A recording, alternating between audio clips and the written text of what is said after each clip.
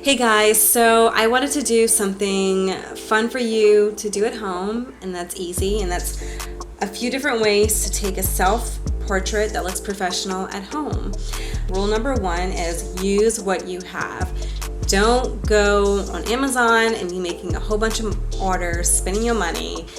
We don't need to do that. We're going to use what we have. So whether that's the camera on your phone, or if you have a point and shoot camera, or even an SLR.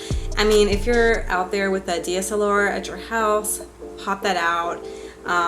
Good light is everything.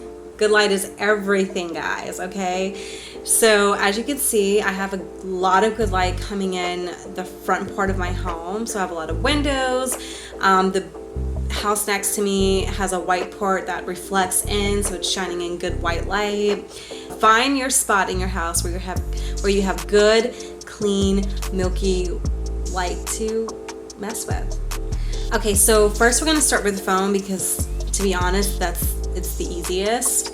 Depending on what phone you have, you might have really amazing quality photos come out, so you don't need to use your one of your cameras. My phone is the XR, so the camera quality is not that great like it is for the 11 and up for the iPhones. I'm not really familiar with Android, so yeah. You're gonna pull up the camera app on your phone, and if you see at the top, you'll see a little timer button. Click on that, and you can either do 3 seconds or 10 seconds. I always recommend 10 seconds because it allows you enough time to jump back into place and do your nice little pose. So yeah, 10 seconds is where it's at. You prop your phone up wherever you want. Good light. Find that. Live that. Be that. All you do is hit the camera button like you've never taken a photo on your phone before and pose, and then voila, you have a photo. One of my favorite apps to edit photos on my phone is the Tezza app. It has a lot of great options, and you can like pay a monthly fee and do video and photos. I use it a lot, so I do pay the monthly fee, but you don't have to. It has a lot of cool edits to choose from. So the fun is the timer on your camera.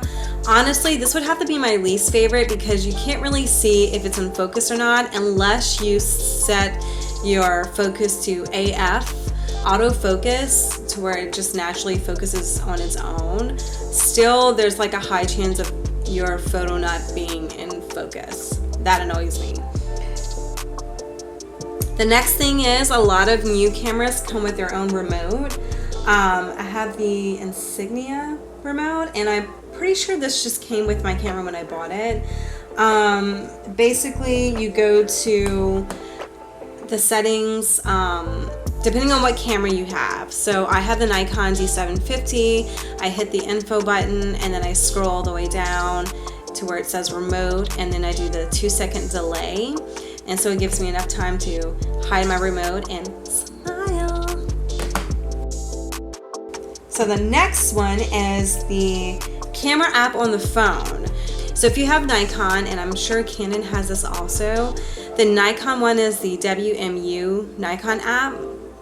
You're gonna download the app, and then afterwards, you're gonna go back to your camera, go into the settings, and where it has a little wrench, you're going to click on that and then click on wireless and press on. Then you're going to go back to your phone and go to your Wi-Fi settings, and then you're going to click the Nikon Wi-Fi, press that, go back to the Nikon app, and then click on take photos, and then you'll see a live view from the Wi-Fi connection from your camera to your phone.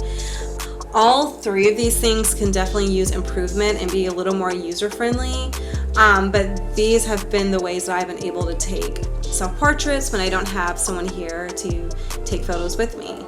So yeah, I hope you guys enjoy this short and sweet video.